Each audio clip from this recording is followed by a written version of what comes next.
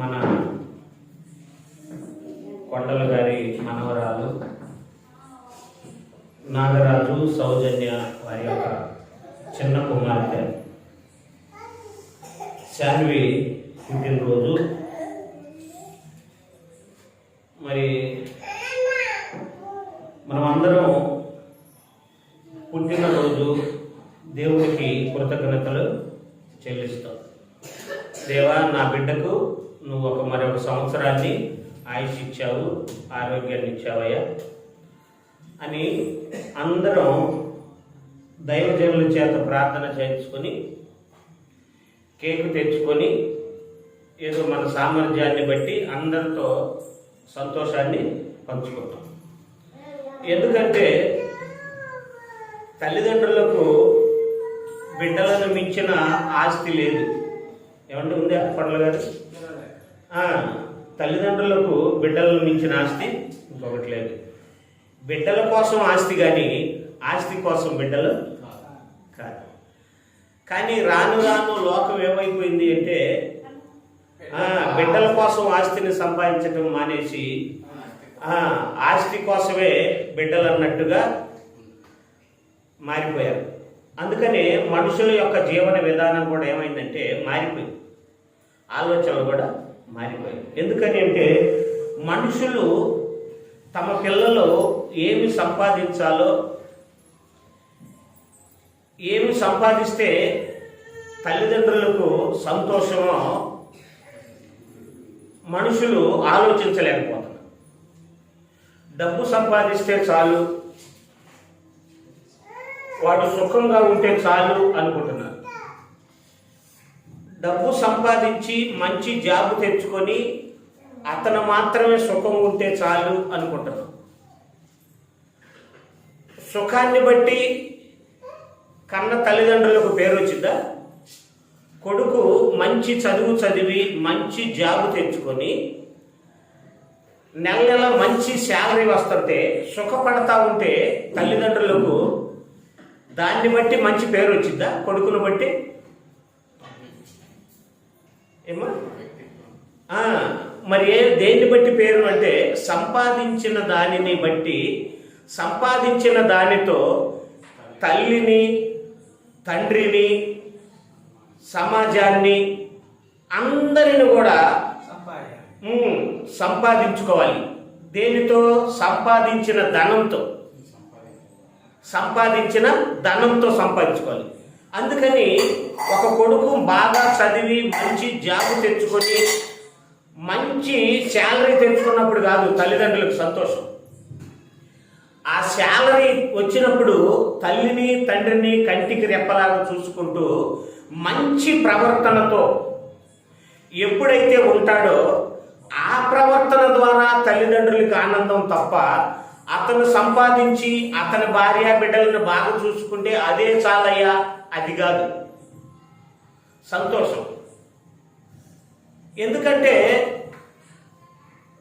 తల్లిదండ్రులకు బిడ్డలను బట్టి మంచి పేరు రావాలి అంటే బిడ్డలు సంపాదించినప్పుడు కాదు పేరు వచ్చేది, బిడ్డలు లక్షణాలని, గుణాన్ని సంపాదించినప్పుడు మంచి పేరు వచ్చేది. అప్పుడే అంటారు అందరూ, అయ్యా 10 కాలాల పాటు చల్లగా ఉండయ్యా అంటారు. ఎందుకని అంటే అతనిలో ఉన్న ఆ మంచితనాన్ని బట్టి మనుషులు అందరూ కూడా ఏం చేస్తారు తెలుసా? ఇతను 10 కాలాల పాటు చల్లగా ఉండాలి అనుకుంటారు.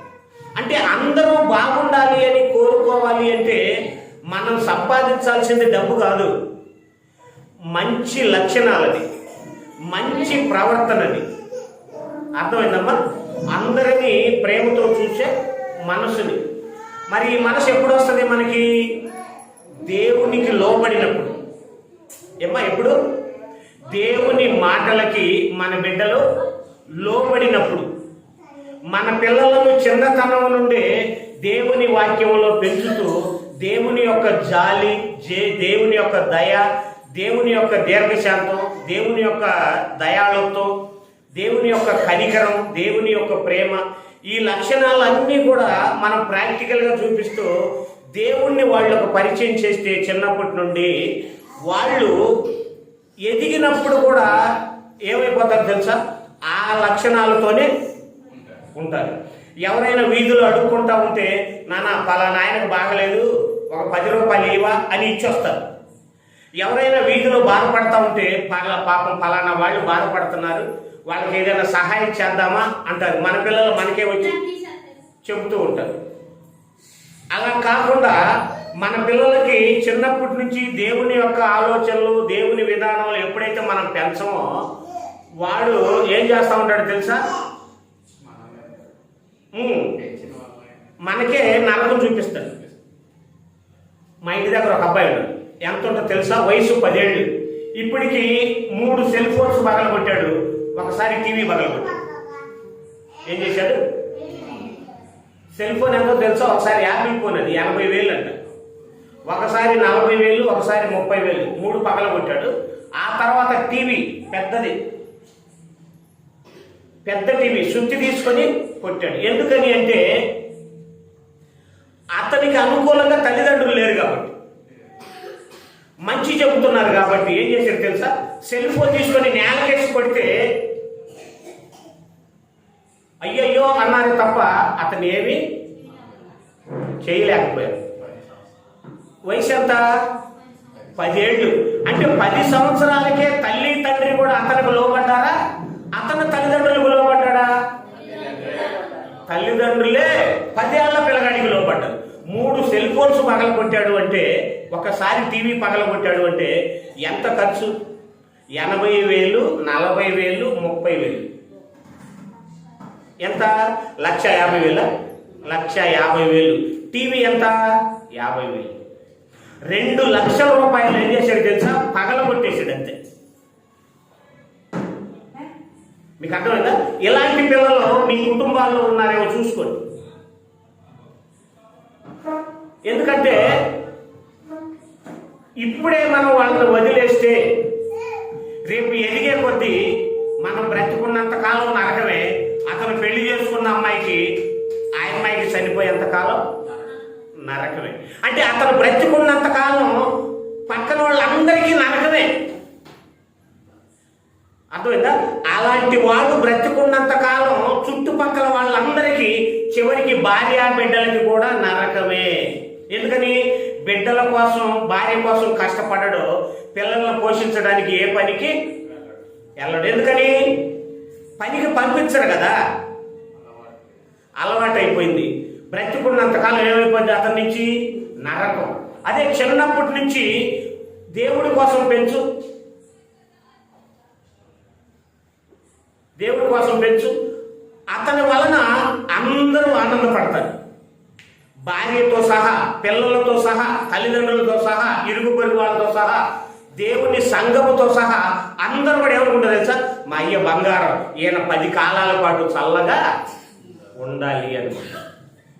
అందుకని బైబిల్లో మనకు తెలిసిన ఒక హన్నా అని ఒక ఉంది. ఆమె ఏం చేసిందో తెలుసా, బిడ్డలు లేదని బిడ్డను అడిగింది.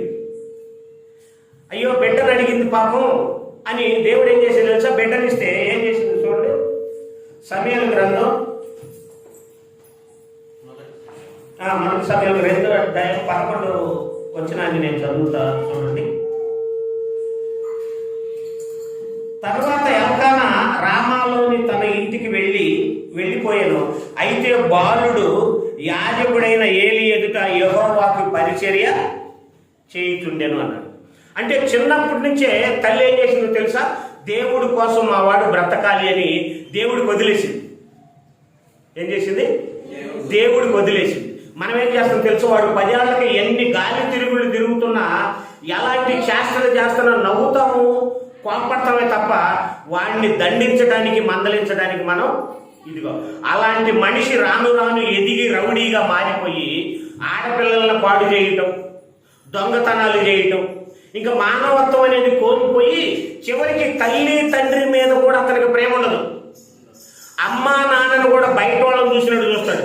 ఏదైనా చేస్తే మొన్నే కదా తల్లిని తండ్రిని ఇద్దరిని చంపేశాడు. వయసు ఎంతో తెలుసా, 14-15 ఏళ్ళు ఉంటాయో. ఎందుకురా అంటే తాగటానికి డబ్బులు ఇవ్వలేదు. ఇద్దరిని చంపేశాడు. నిద్రపోయేటప్పుడు ఇద్దరిని చంపేశాడు. ఎన్నేళ్ళు? 14-17 నిన్నే ఫేస్బుక్లో చూసాం. ఇలాంటి పిల్లలు మీ కుటుంబాల్లో ఉన్నారేమో చూసుకోండి. ఎందుకంటే అలాంటి వాళ్ళు బ్రతుకున్నంతకాలం నరకమే. ఎందుకని మనం చేసుకున్నది. కానీ ఇక్కడ ఈ మహానుభావురాలు ఏం చేసిందో తెలుసా? యెహోవాకి వదిలిపెట్టింది. యెహోవా పరిచర్య చేస్తా ఉన్నాడు. చూడు 26వ వచనం చూడండి. బాలుడగు సమూయేలు ఇంకను ఎదుగుతూ యెహోవా దయనందును మనుషుల దయనందును వర్ధిల్లుతున్నాడంట. ఎవరి దయ అంట? యెహోవా దయ. అంటే దేవుడు అంటున్నాడంట, అరే నువ్వు 10 కాలాల పాటు చల్లగా ఉండయ్యా అంటున్నాడు. దేవుడే అంటున్నాడు. దేవని సమూయేలు నువ్వు 10 కాలాల పాటు చల్లగా ఉండాలరా. ఎందుకని? మంచివాడు బ్రతుకుంటే 10 మందికి మేలు జరిగింది. మంచివాడు బ్రతుకుంటే తల్లిదండ్రులకు మేలు జరిగింది. మంచివాడు బ్రతుకుంటే భార్య బిడ్డలకు మేలు జరిగింది. మంచివాడు బ్రతుకుంటే సమాజానికి మేలు జరిగింది.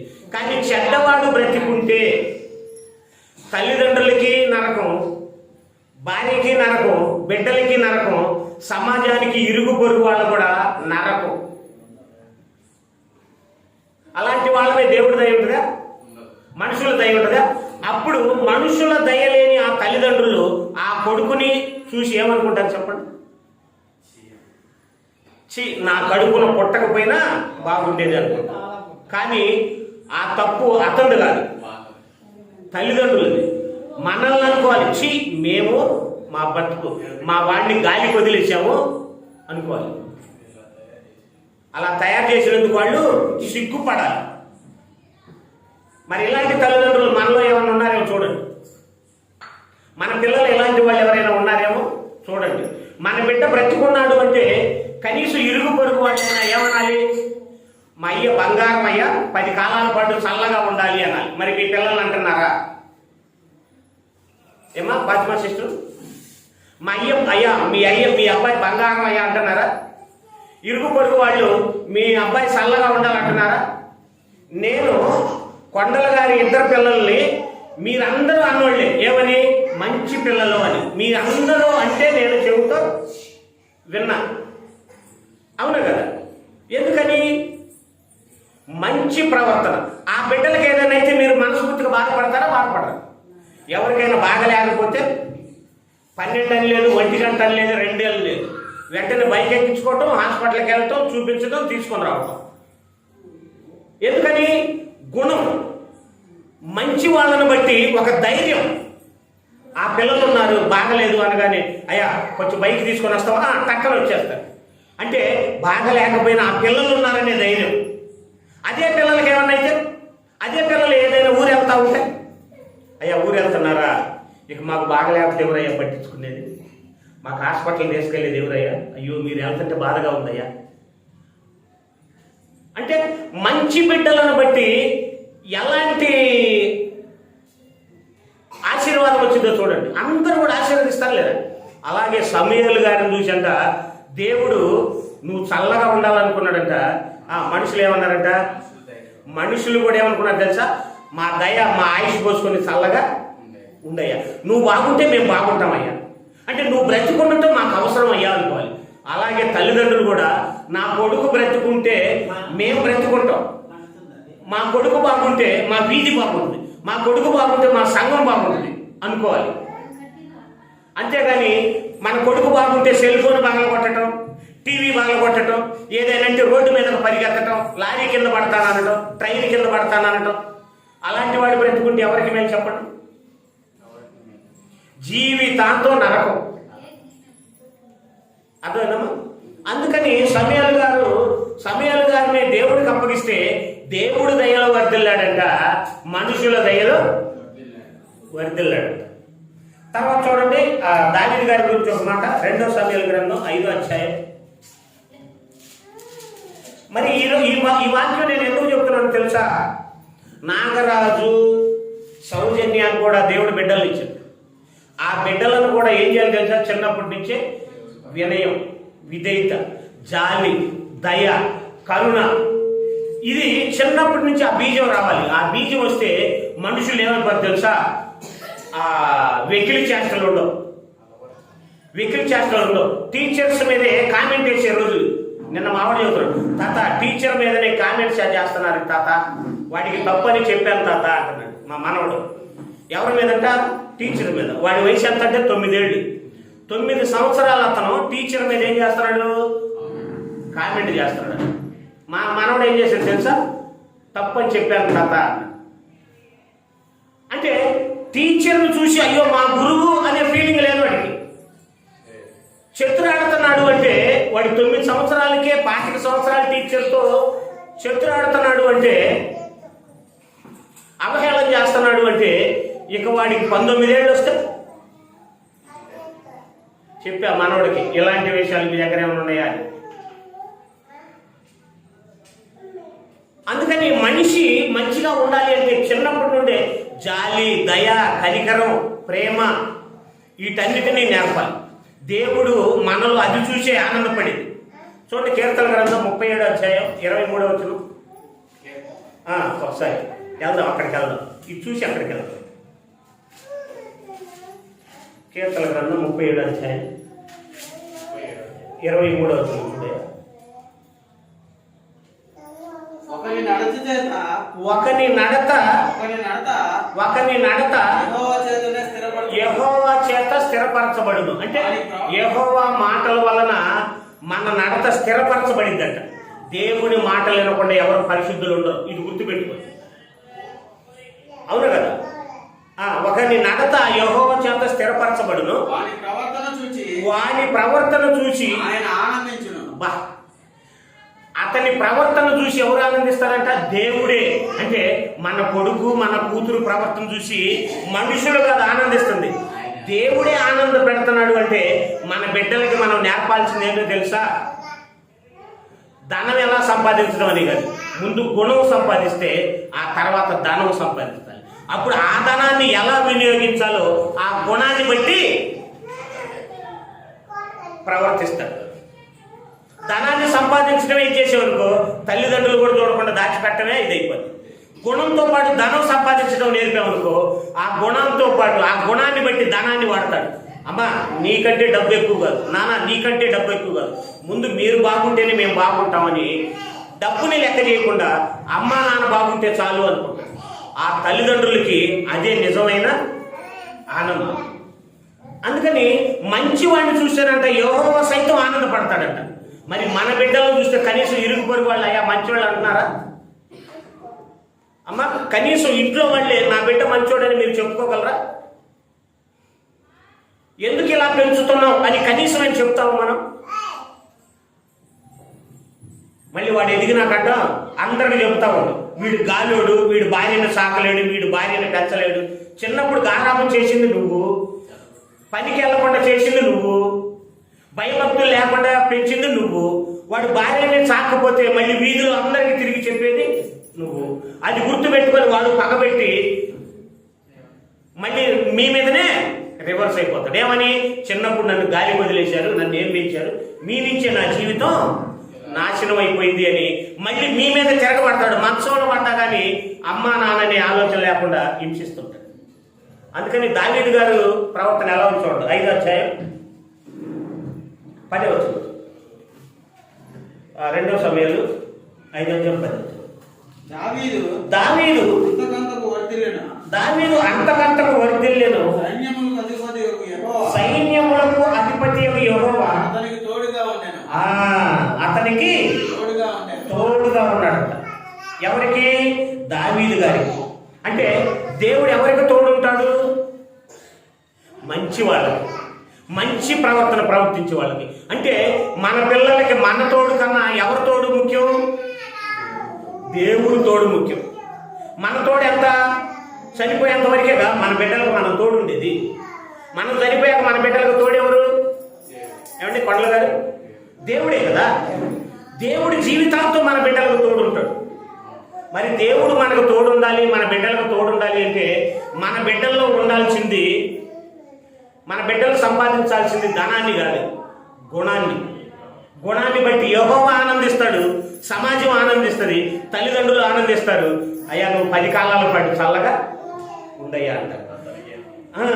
అప్పుడు అలాంటి పిల్లలు చూసి మనకు మనస్ఫూర్తిగా అనిపిస్తుంది తెలుసా, నేను చచ్చిపోయినా నాకు పర్వాలేదు. ఎందుకని మా కొడుకుని మా కూతుర్ని కన్నందుకు నాకు మంచి పేరు తెచ్చిపెట్టారు అని ఆనందం. ఆ ఆనందం ముందు నువ్వు ఎన్ని కోట్లు సంపాదించినా ఎంత తెచ్చినా తక్కువే. మీకు అర్థమైందా? ఏమో అర్థమవుతుందా? కాబట్టి పిల్లల విషయంలో చాలా జాగ్రత్తగా ఉన్నాడు. గమనించండి, వాడు ఎలా ప్రవర్తిస్తున్నాడు, వాడి నోటి నుండి మాట ఎలా వస్తుంది.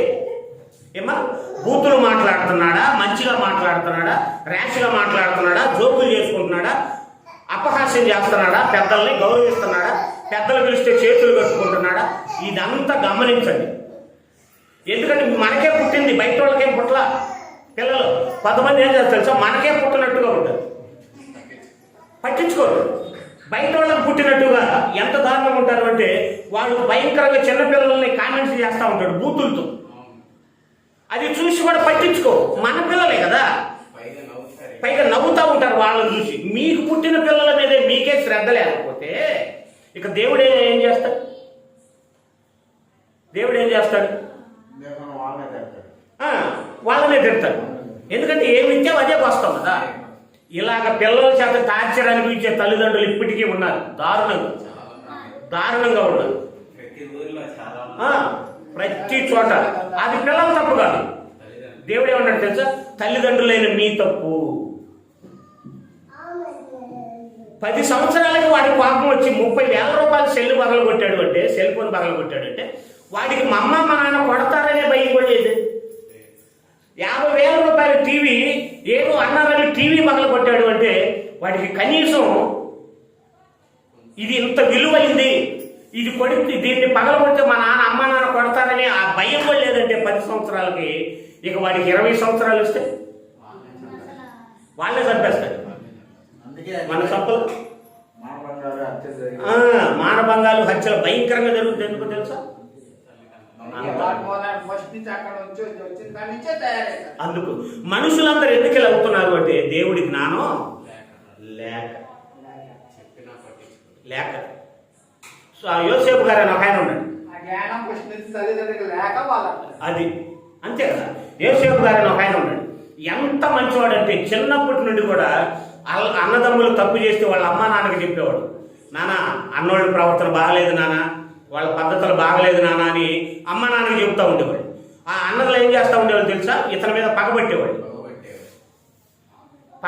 ఈడేంట్రా పెద్ద మంచోళ్ళు లాగా అన్నట్టుగా. కానీ చిన్నప్పటి నుంచే మంచితనంతో ఉన్న ఆయన ఎదిగిన తర్వాత ఎలా ఉన్నాడో తెలుసా, వేరే దేశానికి అమ్మేశారు వాళ్ళ అన్నదమ్ములు. వేరే దేశానికి అమ్మితే ఆ మంచితనం ద్వారా ఎలా ఉన్నాడో చూడండి. 39వ అధ్యాయం ఆదికాండం ముగించుకున్నాం. ఆదికాండం 39వ అధ్యాయం మొదటి 2 వచనాలు. యోసేపును ఐగుప్తులకు తీసుకొని వచ్చినప్పుడు ఫరో యొక్క ఉద్యోగస్తులను రాజ సంరక్షక సేనాధిపతియును పోతీఫరు అను ఒక ఐగుప్తీయుడు అక్కడికి అతను తీసుకుని వచ్చిన ఇష్మాయేలీయుల యొద్ద అతను కొనెను. అదిగో ఇష్మాయేలీయుల యొద్ద యోసేపు అన్ని కొన్నాడు, వాళ్ళ దగ్గరకు వచ్చాడు అంట.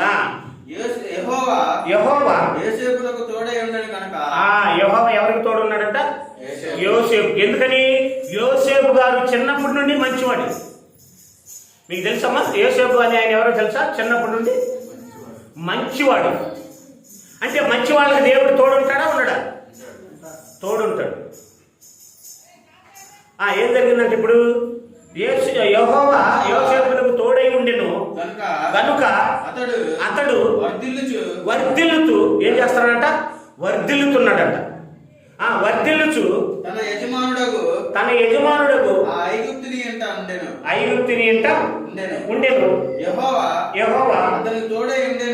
అతనికి తోడై ఉండెననియు అతడు చేసినదంతా అతని చేతిలో యెహోవా సఫలం చేసిననియు. అదిగో ఏది చేస్తే అది సఫలం చేశాడంట. ఆయన చేసిన పని అంతా ఇంటి యజమానికి నచ్చుతుందంట. యజమాని అనుకున్నాడు, అబ్బా ఏం మనిషి నాకు దొరికాడరా, నా అదృష్టం వల్ల దొరికాడమ్మా అనుకొని, ఇదిగో మా ఇంట్లో పెత్తనం అంతా నీదే అన్నాడంట. ఏమన్నాడు తెలుసా? మా ఇంట్లో పెత్తనం మొత్తం నీదే అన్నాడు. అంటే రాజు తర్వాత రాజు ఇంట్లో ఉన్న ఆయన దగ్గర మంచి స్థానాన్ని సంపాదించుకున్నాడు. మరి మీ పిల్లలు అలా ఉన్నారా? గమనిస్తారా అసలు ముందు మీరు వీడు ఎలాంటి వాడు ఏంటని? ఏమా కనీసం గమనించాలని ఆలోచన ఉంటుందా? వీడు ఎలా మాట్లాడుతున్నాడు, ఎలా ఇంటికి వస్తున్నాడు, ఏ రీతిగా ఉంటున్నాడు, ఆడపిల్లలను గౌరవిస్తున్నాడా లేదా, పెద్దలను గౌరవిస్తున్నాడా లేదా, కనీసం ఆలోచన ఉంటుందా? ఉంటుందా? ఉంటే పర్లేదు, లేకపోతే ఆలోచించుకోండి. లేదంటే దాని ప్రతిఫలం మనం అనుభవిస్తాం. అనుభవించేటప్పుడు ఊపిరి పోతే బాగుండు అనుకోండి, వీడి బాధ భరించకంటే తొందరగా చచ్చిపోతే బాగుండు అనుకోండి. కానీ ఎందుకు వేస్ట్? కన్నా నీ బిడ్డను బట్టి నీకే నరకం చూపిస్తావు ఉంటే ఆయన అంటావు. మొన్నప్పుడు మన సంఘంలోనే భార్య దగ్గర గొడవ వస్తే, గొడవపడి ఇంటికి వస్తే వాళ్ళ అమ్మ ఒక్కతే, వాళ్ళ నాన్న లేడు, మందుకు డబ్బులు ఇవ్వలేదని పాపం ఆమెకు ఒంట్లో బాగుండదు. పాస్టర్ గారు ఇది పరిస్థితి. ఏమ్మా అంటే, చిన్నప్పుడు నాకు దేవుడు తెలియక అట్లా ఇది చేశాను, ఇప్పుడు ఇట్లా ఇదైంది, కొడుకుల వల్ల నాకేం ఉపయోగం లేదు. పాస్టర్ గారు నాకు బాగలేకపోయినా ఏమీ లేదు, పర్లేదులేమ్మా బాధపడతాం. హాస్పిటల్కి వెళ్ళి వచ్చింది, కనీసం అదే మెడిసిన్ చూపించుకొని వచ్చాను రా, మెడిసిన్కి ఎవరైనా తలా ఒక 500 ఇరా, నలుగురు 4-5 ఇయ్యండి అంటే ఒక్కళ్ళు ఇది కాదు. ఇంక ఇంటికి వచ్చి మెదలకుండా వచ్చి ఫోన్పే చేయించాను, చెప్పకుండా వచ్చి ఏం చేశా, ఫోన్పే చేయించాను. ఎందుకని? సంఘం ద్వారా రావాలి వాళ్ళకి ప్రేమ. అప్పుడు అంటుంది, నేను ఎంత మిస్ అయ్యాను, ఎంత ఇది చేశాను, ఎంత వేస్ట్ దాన్ని నేను అనవసరంగా జీవితం పాడు చేశాను, నా పిల్లల జీవితం నేనే పాడు చేశాను, ఇప్పుడు వాళ్ళని అనాలంటే నా మనసుకి ఇది అట్లా నేనే నిర్లక్ష్యం చేశాను కదా అర్థం. అందుకని మన పిల్లల్ని నిర్లక్ష్యం చేస్తే జీవితాంతం నరకమే. చూడండి లోకస్వార్థం చివరిగా యేసు ప్రభు వారి గురించి, ఎందుకంటే అందరికీ ఆయనే కదా మాదిరి, అవును కదా. లోకస్వార్థ 2వ అధ్యాయం 52వ వచనం. యేసు జ్ఞానమందును, ఒక్క నిమిషం అయ్యా, 50 నుంచి చదువయ్యా, 49 నుంచి. ఆయన మీరు ఎలా నన్ను వెతుకుచుంటిరి, నేను నా తండ్రి పనుల మీద మీరు ఎరగరా అని వారితో చెప్పాను. అయితే ఆయన తమతో చెప్పిన మాట వారు గ్రహింపలేదు. అంతటా ఆయన వారితో కూడా బయలుదేరి నజరేతులకు వచ్చి వారికి లోబడి ఉన్నాడు. అదిగో యేసు ప్రభు వారు ఎవరికి లోబడి ఉన్నాడంట? తల్లిదండ్రులకు లోబడి ఉన్నాడు. అర్థమైందా? తల్లిదండ్రులకు లోబడి ఉన్నాడు. యేసు ప్రభు ఎంత గొప్పవాడు, ఎంత మంచివాడు. చిన్నప్పటి నుంచి అమ్మా నాన్న బాధ పెట్టకుండా వాళ్ళకు లోబడి ఉన్నాడు. లోబడి ఉండేను. తర్వాత లోబడి ఉండేను. ఆయన తల్లి ఈ సంగతులన్నిటిని తన హృదయములో భద్రము చేసుకొనెను. యేసు జ్ఞానమందును వయసునందును దేవుని దయందును మనుషుల దయందును వర్ధిల్లుతున్నాడు. ఏం చేస్తున్నాడు? వర్ధిల్లుతున్నాడంట. వయసునందును, జ్ఞానమందును, దేవుని దయందును, మనుషుల దయందును ఏమవుతున్నాడట? వర్ధిల్లుతున్నాడంట. ఎందుకని? అమ్మా నాన్నకు లోబడేవాడు వర్ధిల్లుతాడు. అమ్మా నాన్న గౌరవించేవాడు వర్ధిల్లుతాడు.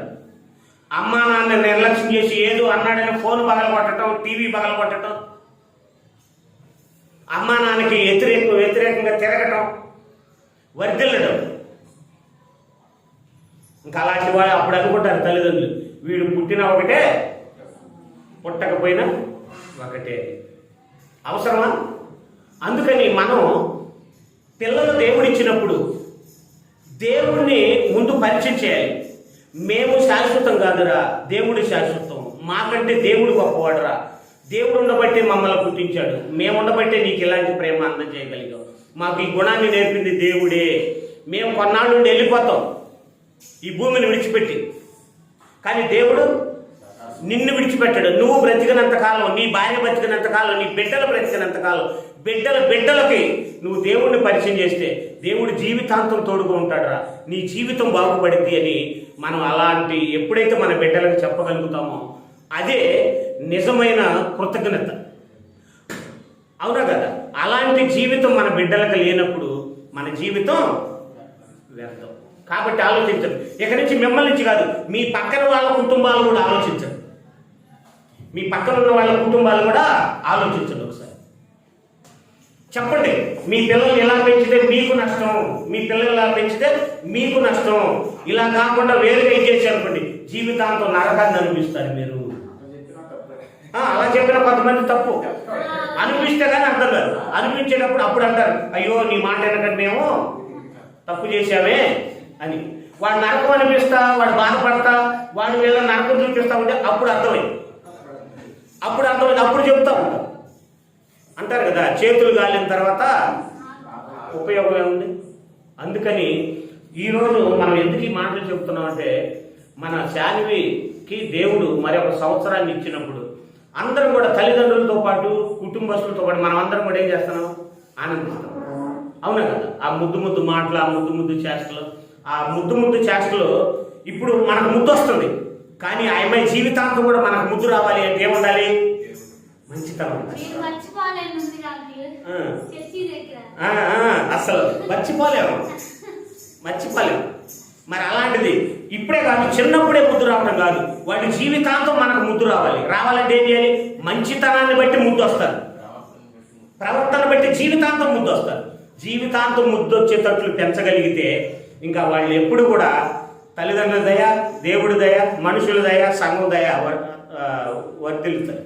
మరి మన బిడ్డలు, మీ బిడ్డలు కూడా అలా పెంచడానికి మీరు ప్రయత్నించాలని మరి తెలియజేస్తూ నేను ముగిస్తున్నాను. ఇప్పటి వరకు శ్రద్ధగా మీ అందరికీ వందనాలు.